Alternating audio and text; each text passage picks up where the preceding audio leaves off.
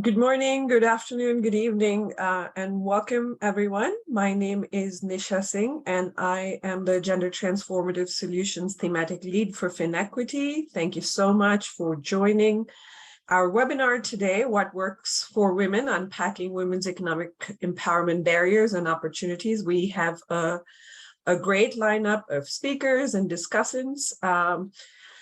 For this webinar, Alex Fiorillo from Grid Impact and Hamilton McNutt from SIA will be sharing some of the research that they have been doing on the barriers that impede women's economic opportunities and some of the findings. And then we have Wanza Mbole from FSD Kenya and Amna Awan from Karandaaz, Pakistan, who will reflect on some of the research findings and the applicability, and then we will have some time for discussion. Just a couple of housekeeping items before I hand it off to Alex to get us started. You're all muted, but you can put your questions in the chat, and you can put them as Alex and Hamilton are sharing the findings from the research. So keep the questions coming, and then we'll tackle them once the presentation part is over and we move into the discussion phase. So without taking too much more time, I'm going to hand it off to Alex. Over to you. Thank you. Hi, everyone. Welcome. So great to see so many folks joining from around the world. I'm Alex Fiorillo with Grid Impact, and as Nisha said, I'm joined by my colleague Hamilton McNutt from Strategic Impact Advisors, and we're so grateful for Wanza and Amna joining us as well today, so thank you, ladies.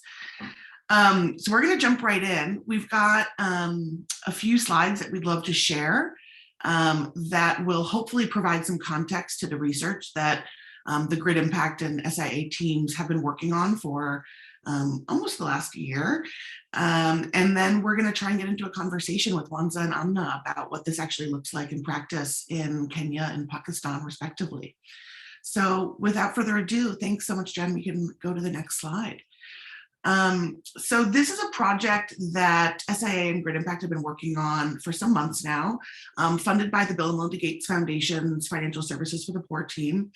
The real objective of the work was to try and identify and prioritize the most critical and strategic barriers for the Gates Foundation to really be focusing on in order to tackle some of the challenges to women in advancing women's economic empowerment and financial inclusion. You can go to the next slide, Jen, please. Through the work, we also have been working very closely with the FSP team to try and think through some new approaches to grant making, to try and center women's experiences, implementing partners' experiences, and figure out how the FSP team can really center gender, center women's economic empowerment in all of the grant making that they do across their team.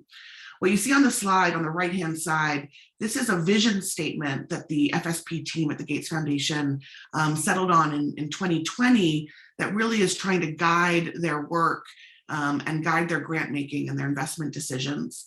So they are looking to, by 2030, support women in having near ubiquitous equal access to DFS so that women can easily, safely, and confidently use those financial services to manage their complex daily lives and aid in their aspirations over which they have agency and control. So it's quite ambitious, but their goal is to try and invest in programs and organizations that will support women in doing that across the globe. So the work, you can go to the next slide, Jen. The work that we've done has been a large research, secondary research engagement, where we've tried to look at what was handed to us as 35 barriers to women's economic empowerment, and trying to identify opportunities and what we're calling exemplars that might help organizations implementing partners around the world invest in and focus on and center women's experiences and try and overcome some of those 35 barriers.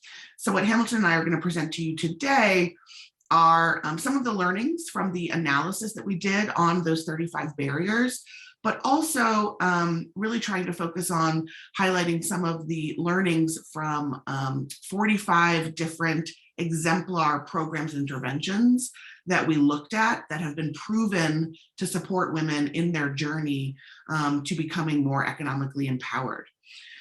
We are also going to share with you today something called the Diagnostic Tool, which is a work in progress resource that we've been developing to try and support both the program officers at the Gates Foundation, but also the implementing partners that the foundation works with to try and prioritize and identify the barriers that might be better suited to focus on early on in a particular country context. So we'll talk through that tool in a little while.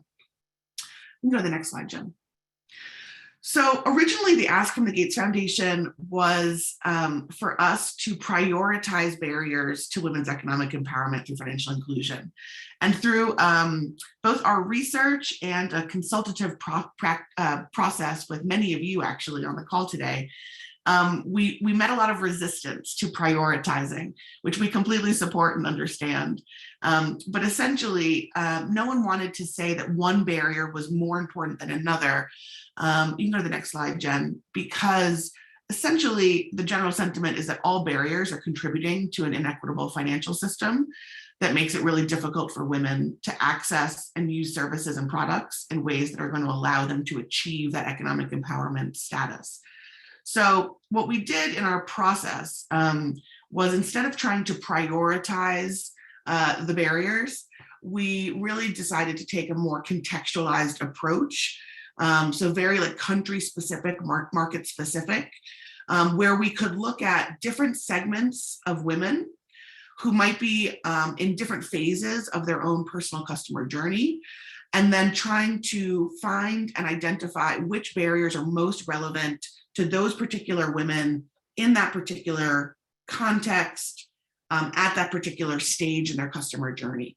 So it's just a much more contextualized, nuanced way to look at barriers to women along this customer journey towards economic empowerment. Go to the next slide, Jen, thanks. So we're going to be sharing these slides with you after today. So I'm not going to speak to every single slide, but just want you to know that you'll have access to all this information. But essentially what we ended up focusing on were the Gates Foundation's 9 focus countries. So that includes 5 countries in Africa and 4 countries in in South Asia, which is why we have Amna from Pakistan here today and Wanza from Kenya. Those are 2 of FSP's focus countries. So we did a real deep dive into those countries, but frankly, our research is global, and we have referenced nearly 300 different sources in the research that cover all regions and both, including North America, including Europe, really trying to understand how the barriers are showing up for women in different locations. But the deep dive in this research is focused on those 9 focus countries of FSP. Go to the next slide. And ultimately, what we were trying to hone in on and focus on is this question here. Can we identify barriers that are relevant and not yet resolved so that implementing partners can center their programs and interventions on the most critical issues facing women? And that's really where our research led us and where we've been landing. And I'm going to hand it over to Hamilton now, who's going to introduce to you some of the details of the research at that country level. Hamilton, over to you. Thanks, Alex. Great. So I just wanted to talk a little bit about the segmentation, but first I wanted to thank everybody for your time and taking the time out of your busy days to join us, and we're excited to share this with you all. So the Gates Foundation, the FSP team worked with Mathematica on building a segmentation model based on 2017 Findex data, and there are plans to update this as well based on a new Findex numbers. But the model created 4 segments defined by specific criteria found within the Findex questionnaire. And this segmentation was applied across all of the data set of Findex. So we have numbers for both men and women but the focuses were those 9 FSP focused countries. So that's where the analysis went towards. So today we're really going to be focusing on the numbers for the women's side, but other sources within the outputs of this work that we will share out have both men and women, so you can see where gender gaps exist, which we all know in most markets are still there. Just for some definition setting, so segment 1 is excluded, marginalized, and these are women who do not have accounts, who also don't have any income streams and are not receiving any government support through G2P or social protection programming. They also don't own phones and are not close to financial points of service. So they are the most marginalized in terms of access to financial services. Segment 2 is excluded, high potential. So these are women who do have an account, do not have an account still, but they have sort of conducted a transaction. It could have been an over-the-counter transaction, for example, or they have an income stream, or are receiving government assistance, and they have a phone, and or are closer to financial points of service. So they are still excluded in the fact that they don't have an account, but they are closer to services, have access to digital channels, etc. So they are closer to having an account than segment 1. Segment 3 and 4 are women that do have accounts. Segment 3 is included but underserved. Excuse me. So these are women that have accounts but aren't using them very much, or are using them on a very basic level. And segment 4 is included, not underserved. So these are women in a market that have accounts and are using them for more advanced transactions. You can go to the next slide, Jen. Great. So while observing sort of evidence behind each barrier, so Alex mentioned we went over around almost 300 different sources just to identify evidence around these barriers that we were working on. We were also tagging which pieces of evidence were more relevant to each segment of women. So this led to us helping sort of this helped us identify the barriers that were more likely to be prevalent for women in each segment. So based on this analysis, we found that barriers for segments 1 and 2 were more focused on categories like prerequisites, sort of like phone and ID access, costs, transactional costs, and costs to access points of service, the general sort of proximity to points of service as well, and then information. So digital literacy, information on products and services, understanding them. Those were sort of the key barriers that really sort of we found most prevalent for segments 1 and 2. We also want to say that social norms are really relevant across all 4 segments. So we had a barriers category for social norms. So, again, they are really a cross-cutting barrier across all segments, whether you have an account or you don't have an account. So, we're not going to call them out specifically in the next couple of slides, but they are sort of omnipresent across all of these segments and all markets that we looked at. Jen, can you go to the next slide, please? Thanks. So for segment 3, many of the same barriers were there as segments 1 and 2. But as can be seen, there's a little bit of a move in segments in terms of the barriers that are more relevant for segment 3. And so some of those will include barriers around consumer protection, and then the quality of the product and service. So, barriers that are more sort of, you can probably engage these barriers when you don't have an account, but they're more prevalent when you are using an account. So next slide, Jen. Thanks. So with the data from Mathematica, what we did was we looked at each FSP country sort of as a segment breakdown and which percentage of women are in each segment of the market. So this is a look at women only across the markets, the FSP market. So you can see all of them there on the left-hand side. So this is a global look, but again, sort of the total global numbers for each segment when India is included is kind of India is a significant portion of that total population. So you can see its influence in the black color there in terms of where India's segmentation is. So obviously with with Aadhaar accounts, many women do in fact have accounts, but are still underserved, which is why you see segment 3 being so large at this point in time. Jen, can you go to the next slide? We wanted to also look at what the breakdown would be without India's influence. So you can see the significant shift, as we remove India, and see the segment distribution has shifted really to segment 1 having the most women across the markets that we focused on, and then segments 2 and 3 also being kind of fairly equal. So there's a significant shift to the left from when you remove the Indian context. Next slide, Jen. So, as a next step within all of this, and we've done this for each market, we wanted to take a more nuanced look at the FSP focused countries and the segmentation breakdown. So we did this analysis for every country, but we'll provide 2 examples today for Kenya and Pakistan. So for Kenya, as you can see, most women in Kenya find themselves in segment 3, the included but underserved segment. Interestingly, the second largest segment is segment 4, where women are using sort of more advanced transactions. So Kenya, not surprisingly, is sort of more advanced in terms of account ownership and usage amongst women, and sort of the segment breakdown there. Next slide, Jen. So we took again sort of a deeper dive into segment 3 being the largest in Kenya, and we did this across all markets. We took the largest segment and did a little bit more digging.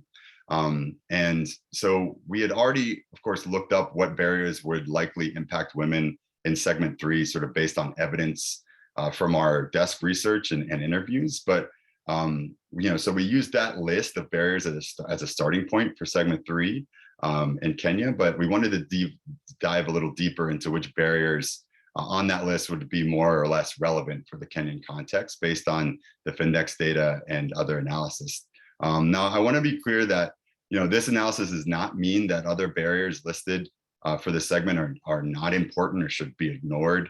It's just meant to highlight where data shows some barriers may have a slightly larger or lesser impact on women's economic empowerment for a specific segment in a specific market. So as you can see in Kenya, we found barriers around digital literacy and unclear or unavailable information on products. And those barriers are actually highly related, those 2 barriers, which is something that we found across many barriers, and Alex is going to touch on that a little bit later in terms of the interconnectedness of many of the barriers. But we found that to be more prevalent based on our research in Kenya is something that's still sort of an issue. And things that were less relevant, were things like around ID, basic numeracy and literacy, and lack of peers using DFS. As more and more people are using the products and services to be sort of less prevalent barriers in Kenya. We'd love to hear Wanza's opinions on this in the panel. Next slide. Great. So when looking at Pakistan, it's obviously a very different situation. The vast majority of women making up segment 1 in Pakistan, with segment 2 making up the second largest population. So, a little different context than Kenya. Jen, next slide. Thank you. And so when we looked at, some Findex data, for segments 1 and 2, we were able to look at the question within the Findex questionnaire that asked people that don't have accounts, just very straightforward, why you personally do not have an account at a bank or any other type of financial institution. So we looked at sort of the specific reasons why women in segment 1 responded to that question. So that's sort of what you're seeing here. These numbers, 26% of women cited that it was too expensive. 23% of women, cited that they were too far away. 52%, and this was oftentimes the big barrier that was cited in the Findex, just stated that they didn't feel like they had enough money, for an account. So, again, we're excited to hear what our panelists think about these and sort of opinions and thoughts that they have on these specific barriers. And just so everybody knows, we've pulled out, all the sort of more and less relevant barriers were identified through this process in a handout. So I think Alex is going to share a link to that, so you can look across the 9 markets, which barriers we kind of done the less relevant, more relevant context for. I'm going to hand it back over to Alex to discuss how we examined where barriers interacted Cool. Thanks so much, Hamilton. So before I go there, the chat is popping, Hamilton, so good job. We've got some great conversation specifically about Pakistan and how ID is probably really relevant, just given that women have some restrictions and some prerequisite requirements around ID and then phone ownership, SIM ownership. So great conversation. And I did share in the chat a quick little handout that looks at all 9 of the FSP focus countries and which barriers might be more or less relevant based on the 2017 Findex data. So it's really important for us to just add this like asterisk, caveat that at the time of this analysis, we were only able to use 2017 Findex data. There's a lot of reasons why we used just the Findex data. We're happy to talk about that offline. We would have loved to be able to use some other data sets for the research, but for a variety of constraints and reasons and standardization of data purposes, we were using Findex. We do have a plan later this year to update all of this information with the 2020 Findex data once the full data sets are public. And we're really interested to see if anything changes materially in any of the countries. So we'll definitely share that through the Finequity community and update all of the resources. I don't know Kyla, but yes, Kyla, I feel like the chat is popping, right? Okay, so as Hamilton alluded to, we did this crazy mapping of all of these different barriers. And someone in the chat did ask if we looked beyond the 35 barriers. And let me just explain that. So the Financial Services for the Poor team at the Gates Foundation, through their 2020 strategy refresh process, identified 40 barriers to women's economic empowerment. These barriers were very, we would refer to them as very demand side, very proximate to a woman's experience. Through our research and analysis, we actually refined those and repackaged them a little bit into 35 barriers. And we have not looked beyond those because that alone took us many months of research and analysis. We do believe that there are many other barriers that could be considered. So we in no way suggest that this research is exhaustive or comprehensive. We hope that it's covering a lot of bases. The actual barriers that we did look at cover a lot of bases, but we are certain that we are missing important experiences of women in many different contexts around the world. And yes, we will be sharing all of the links. We have a microsite where everything is published that we'll share at the end of the presentation. We don't want you guys getting too distracted just yet. So in our process of mapping, what we did was start to look at the interconnectedness and the relationships between barriers.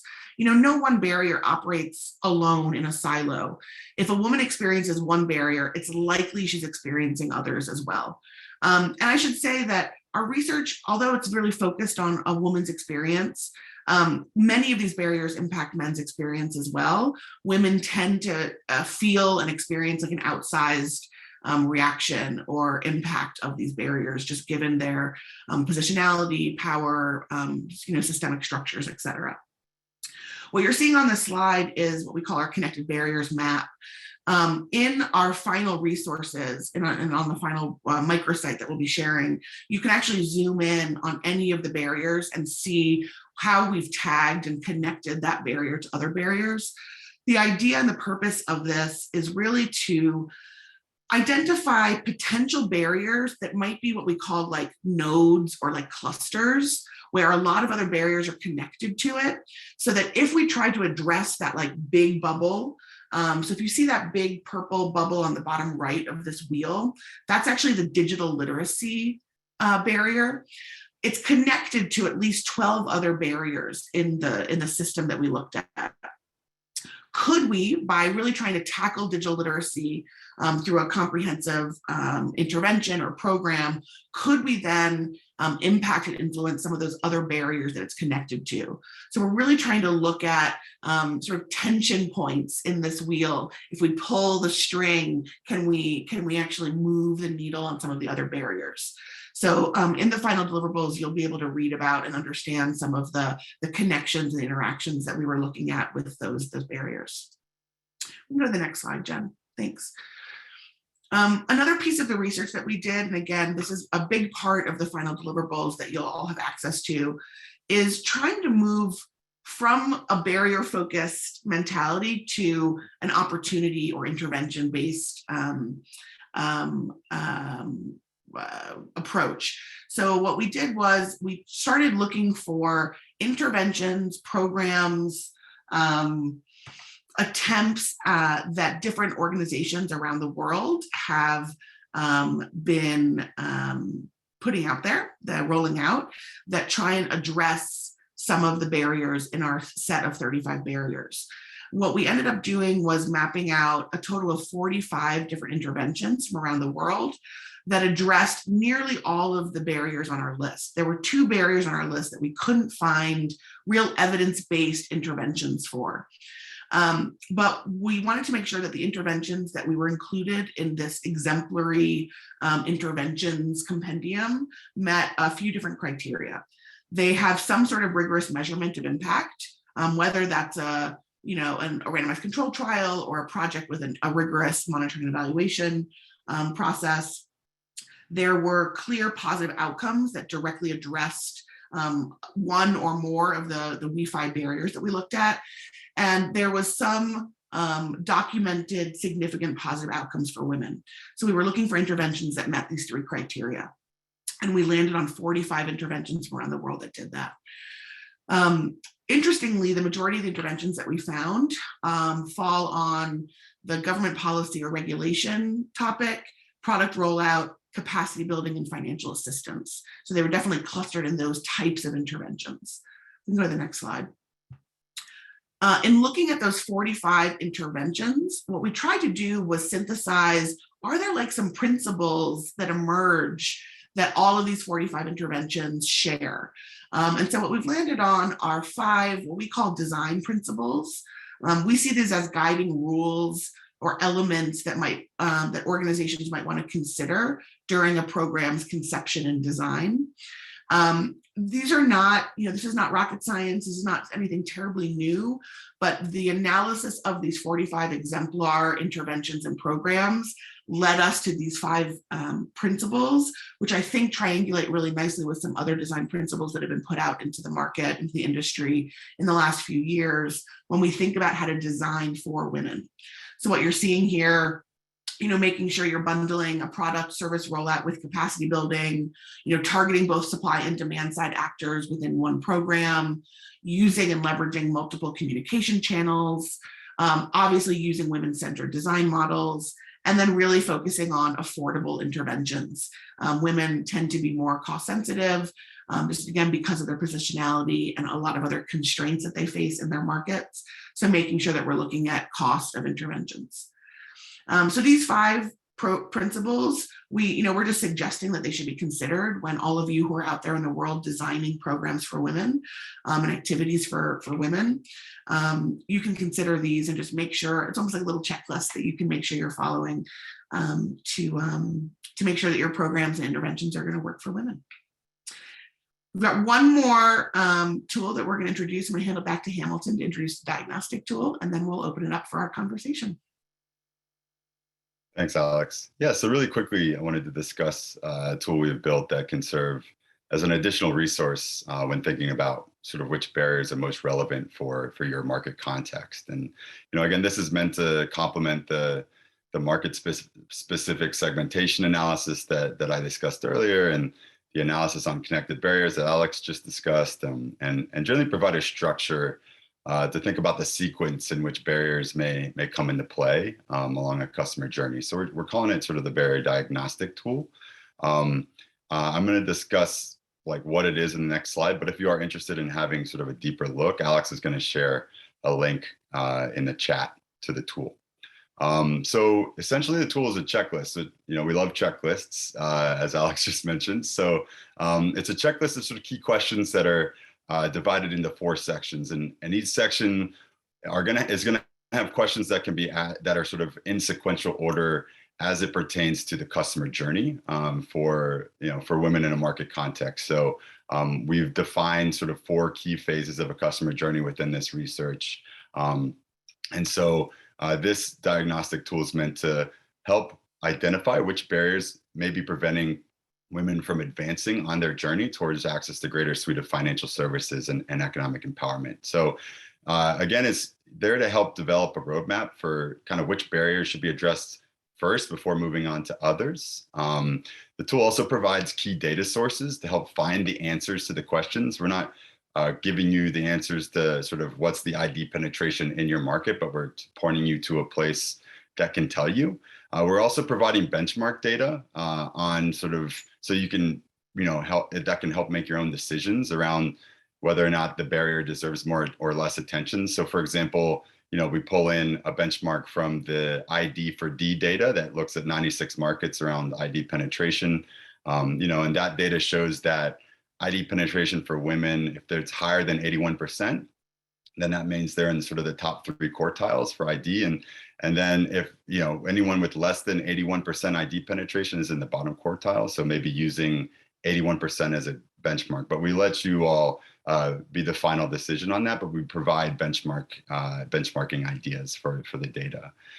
So this tool also provides links to specific exemplars that Alex was talking about. So if you have identified it as a priority, then there's links to the exemplars, or there's references to the exemplars that are like sort of tackled that specific barrier and to give ideas.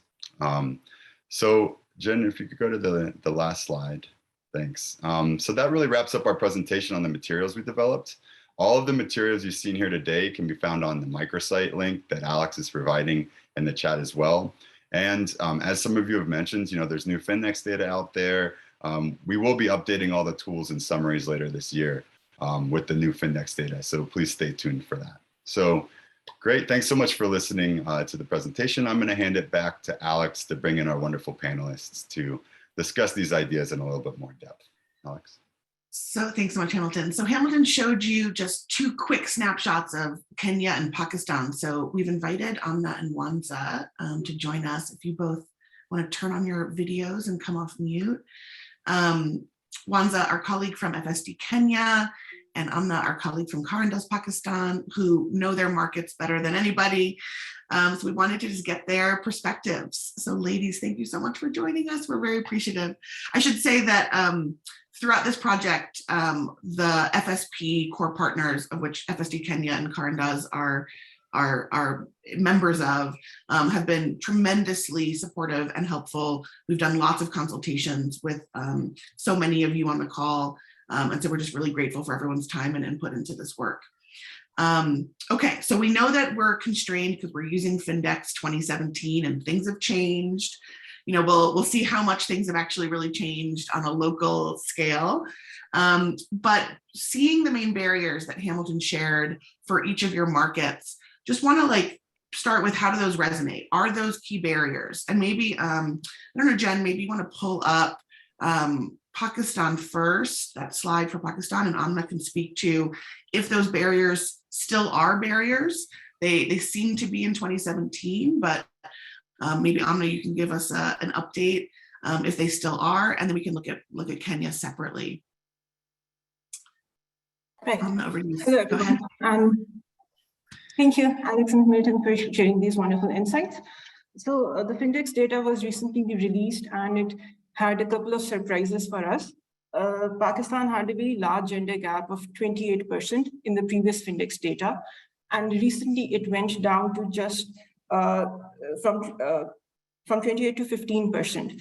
And that is because women's financial inclusion increased by 6%. And at the same time, unfortunately, men's financial inclusion also decreased by 7%. So those are huge developments. We're trying to wrap our heads around that, and we are undertaking research to understand the trends behind these huge changes.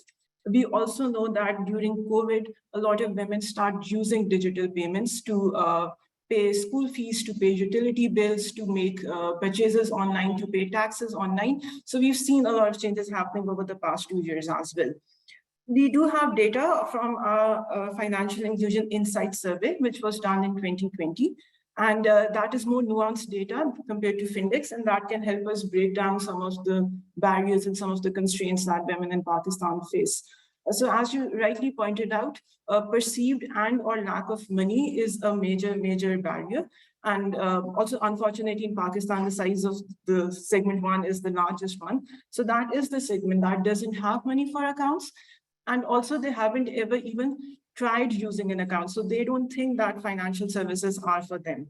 So as far as our previous FFI data is concerned, around 67% of non-users said that they don't have money to get an account. So those barriers are still relevant.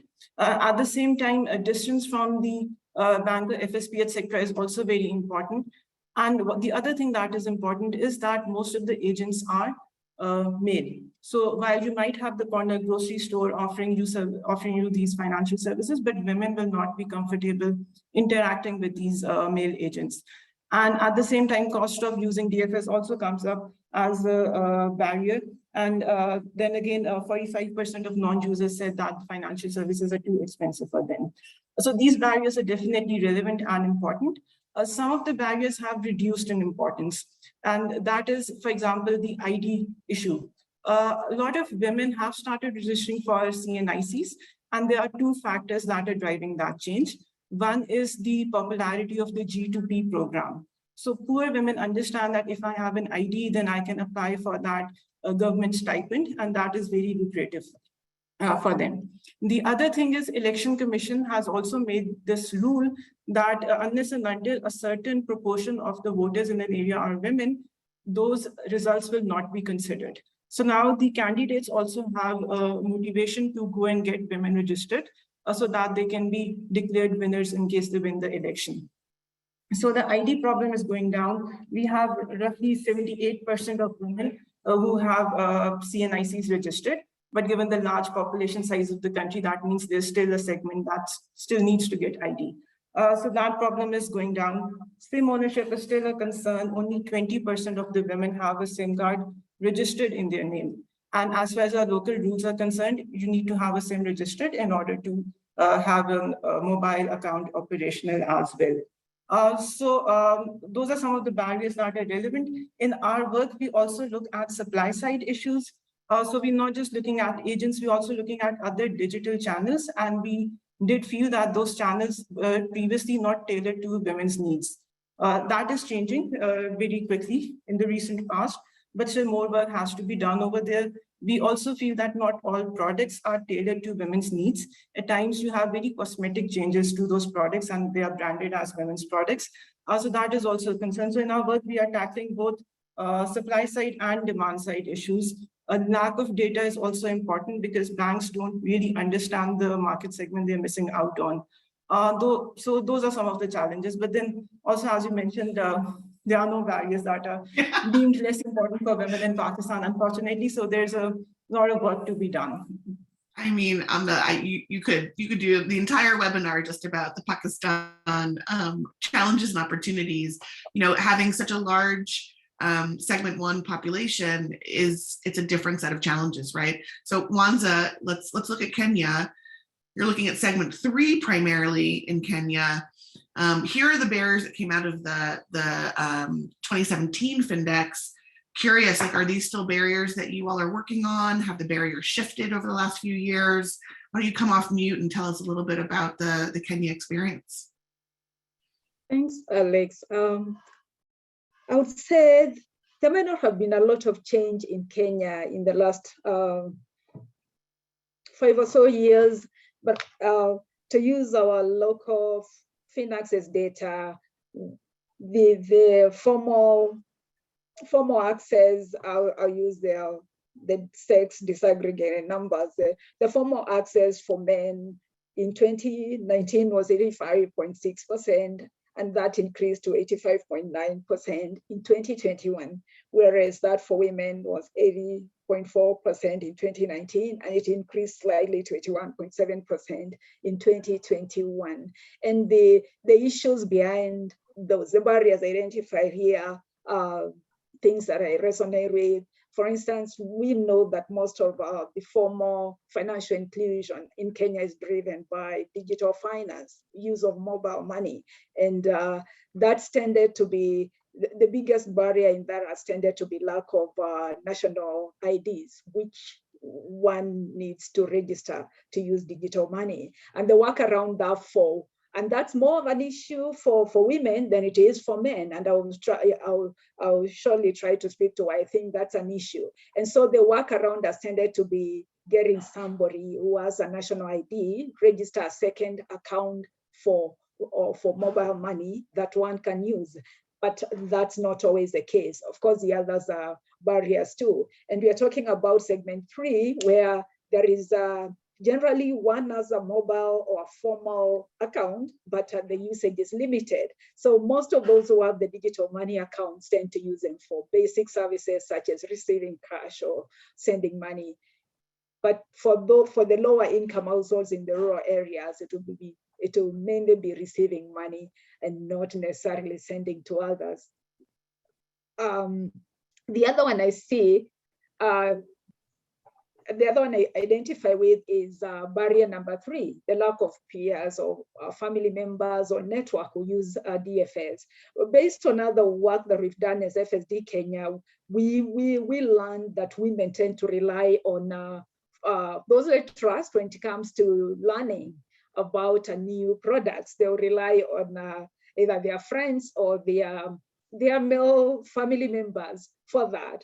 And so they would tend to lag behind the men because of that. And I think there is an opportunity to leverage, to understand that aspect of how women learn to use new financial products, how they learn to trust them, and to leverage that to overcome some of the barriers that we are looking at. So to the earlier point about ownership of IDs, which is foundational, we've understandably for certain market segments where the literacy levels are low, and I'm thinking of those who don't get to have much education or transition into women, or young girls who transition into marriage in their earlier years, they would most likely find themselves lost in between being married, because these are no formal marriages, and being their fathers or mothers' children.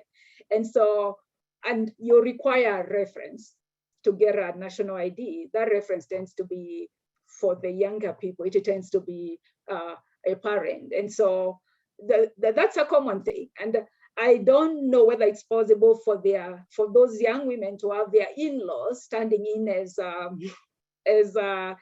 those references when it comes to getting a national ID. I think it's expected that one uses a parent for that sort of for that reference, but there could be other issues in addition to that keep women from getting national IDs in Kenya. I would love to hear what others think. On Wanza, you're helping sort of amplify this interconnectedness concept that we've been talking about. National ID does not stand alone. It's completely connected to social norms, to other prerequisite challenges. And so you can't just look at one barrier and try and tackle it without looking at the bigger system, right? So thanks for that, that great example.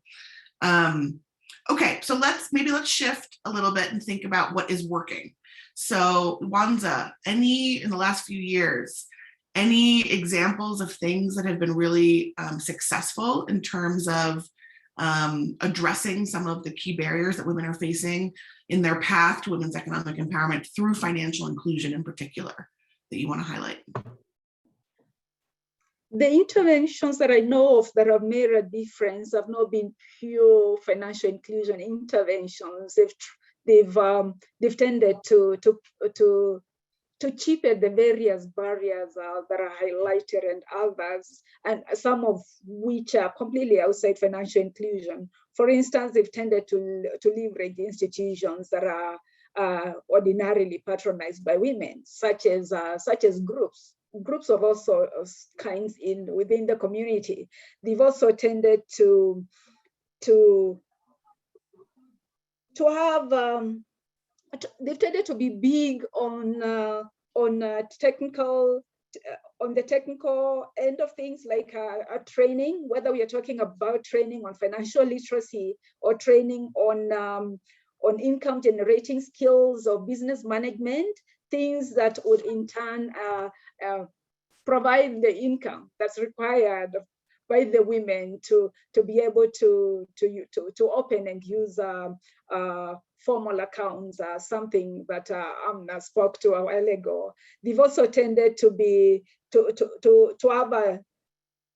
be built around a deep understanding of women as a segment, and that would extend to looking into the specific barriers that are keeping women from engaging with the formal financial institutions or services and products, and trying to find work around those. For instance, I know I keep sharing this, it's almost, but I'll share it again with the most, one of the most effective things that I know FSD Kenya supported was in the drier, less economically viable northern part of Kenya. And the community there, I don't have the specific numbers in my fingertips, it's one of the less financially included ones.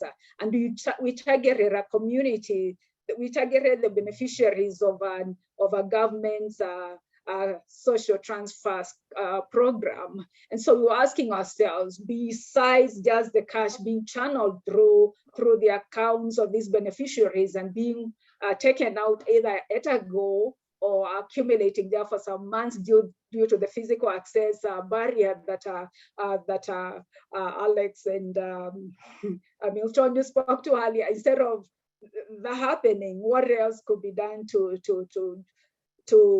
drive women's economic empowerment? And so we came up with a program which are a few activities packaged together, and it basically spoke to the 4 or 5 that I've mentioned. But the 5th, which I might not have touched on, are related to some active effort to support linkage to markets, the non-financial linkage to market, because without that, then it's almost impossible for those economic activities to happen, for the women to generate income, which would in turn enable them to open and usefully make use of the financial, the accounts, the formal accounts that you're talking about. Great, thank you so much, Wanza. Amna, how about you in Pakistan? Any really successful interventions that you've been observing that have been working for women, maybe addressing a particular barrier or a set of barriers, or just helping women in that journey towards financial inclusion and economic empowerment through financial inclusion? Sure, yeah. I'll give some examples of our work, and we work in partnership with private sector and public sector actors. And I must also say that the principles that you've listed over here are quite relevant, and I think Wanza also highlighted some good points. So the first one, that you do capacity building training and you allow them to earn higher incomes, and that would be a driver of financial inclusion, completely resonates with our work as well. So we have been investing in e-commerce platforms, and there's one which is my favorite. It's called Mbole. So Mbole connects TikTok influencers with women-led businesses, and the influencers do marketing for those businesses. The good thing is that when we talk about TikTok influencers, they come from remote parts of the country, they come from low-income backgrounds, and also this is youth. These are very young girls who want to dress up and make videos and sell products. But now they're still getting dressed up and making those videos, but they're also earning money and they are getting payments digitally. And it's a large number of women that they have on the platform. The business is doing quite great. So I think that addresses our dual objectives of economic empowerment and also financial inclusion. And Mbole does a very good job of providing trainings to these influencers and also to the women-led businesses who market their products to these influencers. So for this reason, we have been investing in other e-commerce platforms as well. We do like to work on the supply side as well, and we have partnered with an entity called Awan. The good thing about Awan is it's a fintech headed by a woman, And she's passionate about doing the research on the needs of women as well. So there was a lot of data that informed the design of her product. She offers a digital ROSCA. So she is digitizing savings groups. And we learned a lot of useful things about what features would make women comfortable with a digital savings group rather than a conventional social savings group. And we learned that women who are hustlers and who are from low income backgrounds, they don't have time to invest in this social network to find out which friend will pay on time, which friend will not pay on time. So they're very happy because now Awan takes care of that risk factor and they just get their committee payments on time. Then there was this other intervention that we did on agents, on female roaming agents, because we do realize that women need hand-holding when they are starting to learn how to use digital financial services. So we did this intervention in KP, which is supposedly the conservative part of the country. And these female roaming agents already have social networks. For example, they were either a teacher or she was running a salon or her husband was a politician, etc. So she was comfortable going to people's houses. And they were able to convince these women who were not very educated, who were not earning a lot of income. So these were from the low income backgrounds. But now these women were able to open their mobile accounts and they were happy to make bill payments and to do remittances and to top up their mobile phone balances by using their digital wallet. And in this, we did have to do a lot of work on the sales pitch that is to be delivered, because how would you convince these women with not very high levels of education to start using these digital payments? But then again, I think relying on those trusted community members for mobility, for convincing them, and so that worked out well for us. And also your principle around women-centered design models, can we share examples around that as well? I think BIS, the G2P program, has altered its design several times. They're very innovative, they're very responsive, they're happy to try out different models, and they keep on testing out different models to see what works for women. So for example, they realize that since women are comfortable with Urdu, so they even read numbers in the Urdu direction and not in the English direction. Also, if there's any key message that you want to include on the slip, so you just highlight that message on the slip and don't make the receipt very complicated. So this has been evolving continuously to meet women's needs in the fashion that they understand, and women are very happy with the biometric verification model that has been in place for a while, because they think that I'll just use my thumb and I'll get the payment and there will be no hassle involved. So yeah, I think all of these are relevant principles and have been helpful, have been useful in promoting the agenda of financial inclusion. Thank you so much, Amna. What different examples that you both shared. That's fantastic. So Amna, I did in the chat, I shared some of the D3 write-ups, the digitized direct design write-ups, specifically about the Pakistan BIS program, and then also just the design principles, or sorry, the D3 principles that led to the women's or how to design GDP programs for women program that the Gates Foundation has been working on for the last few years with Karandaaz, also in India and in Tanzania with FSDT. So I shared some of those resources as well. Amna, you've got a couple of questions. Can you share in the chat, perhaps, the name of that e-commerce TikTok platform? Sounds like there's some interest there. Are any of us young enough to be able to make sense of the TikTok world? I don't know. It's amazing. Sounds really interesting. I'm going to definitely do some research. Yeah, we're planning to use that for marketing our other initiatives as well, because we see that there's a lot of acceptance amongst low income, low education segments. So yeah, it's going to be of interest to us for the foreseeable future as well. When you figure it out, you let the rest of us know, because it's a whole new world. And Garima made a great point. And Garima, this is actually a point that we try and make in our final deliverables when you look at them. By highlighting these exemplars, these interventions that have worked in Kenya or in Pakistan or in other markets, we're not suggesting that it's a plug and play, copy paste, do the exact same thing in your market. It's really, can you distill the learnings from, for example, this example that Amna shared around this TikTok e-commerce platform? What are the learnings from that then you might be able to export to your market? Obviously, like adaptation, cultural appropriateness, market context, all of that is so important. But I think there's great learnings to be had, yeah? All right, ladies, we're about 5 minutes out from the end. I think we're addressing questions as they're coming in on the chat. So maybe one more a quick question for each of you, just maybe a couple of minutes of reflection. Where would you like to see more energy and attention placed in each of your markets to accelerate women's economic empowerment through financial inclusion in particular? Where does there need to be more emphasis? Amna, do you want to start? Sure.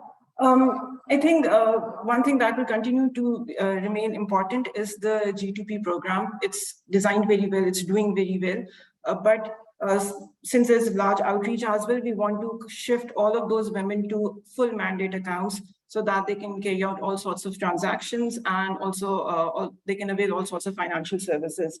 So then again, different models are being considered. So either to go for a mobile wallet or a conventional bank account. So that will be a driver of financial inclusion at the bottom of the pyramid, because otherwise there aren't enough use cases, there isn't enough income at that level. The other thing that we're looking to do is leverage digital channels. So our regulator is also very innovative, very supportive. So they've allowed digital onboarding, where you can very easily open accounts even if you don't have proof of income, etc. Then we are also looking at USSD mobile phones, because women don't even own SIM cards and they don't own smartphones. So we are trying to offer accounts for them using very conventional USSD phones through simple strings. So relying on digital channels will be important going forward. And the third area of interest for us is, as already mentioned, e-commerce, because these are women from low income segments, so they need to have incomes, and only then they will realize the benefits of financial inclusion. Otherwise, having the dormant account is not of use to them. So yeah, e-commerce will also remain important. Great, thanks so much. Wanza, how about you? Where does more focus need to be made in Kenya? And you're still on mute, Wanza, so come off mute. Yeah, to me, I think there is a huge opportunity for Kenya to leverage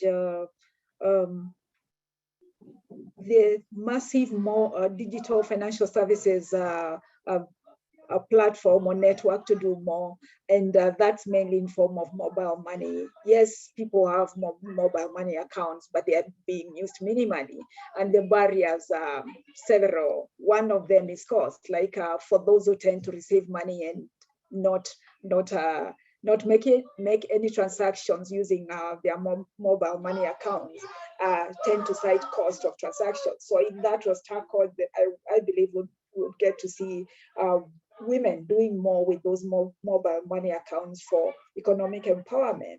But as mentioned earlier, beyond just the money-related bit, just the ability to transact, we could also, as there is an opportunity to leverage digital to make the other things that go alongside DFS for women's economic empowerment a reality.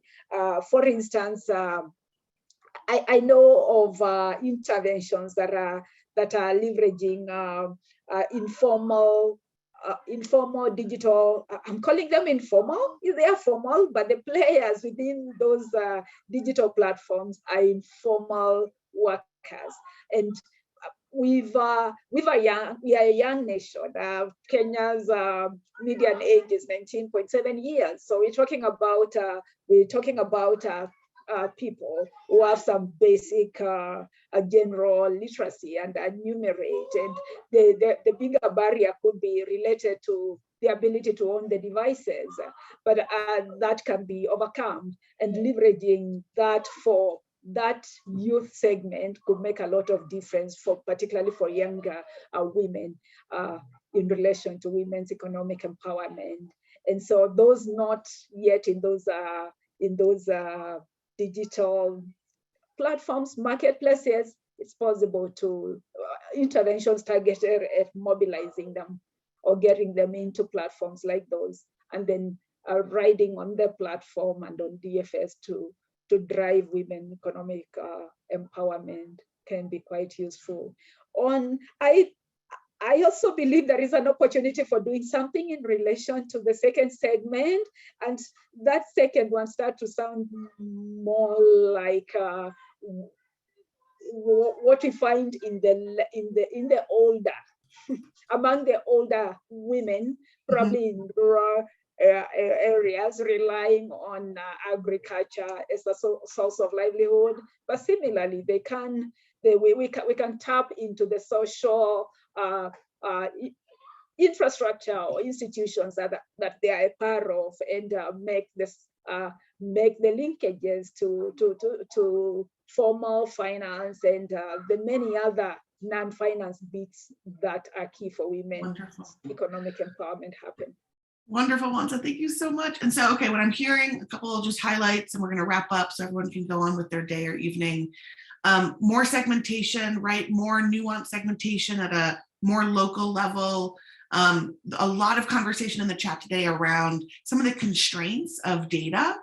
So really looking for local data sources. We were asked to do this like global scan and comparison, which is why we've used Findex. But in countries where there are really robust local data sets, really trying to leverage those like FinScope, like FII, et cetera. But you know, there are challenges in the industry, of course, when we're trying to do comparisons across markets. I'm so grateful, Amna and Wanza, for your time and your insights in both your markets. We could talk about this for hours. I know we all are so passionate about it. I've shared the link one more time to the microsite where all of the resources will be shared. You can download any of it. If you have any questions at all, please reach out to Hamilton and myself and our teams. We're happy to help guide you. Super appreciative to the FinEquity community, all of you for joining us today. Nisha, thank you so much for organizing and hosting. We'll also be sharing the microsite through the FinEquity the dialogue group. So I'm sure I'll see all of you on that platform as well. Nisha, I'm gonna hand it over to you if you want to wrap us up.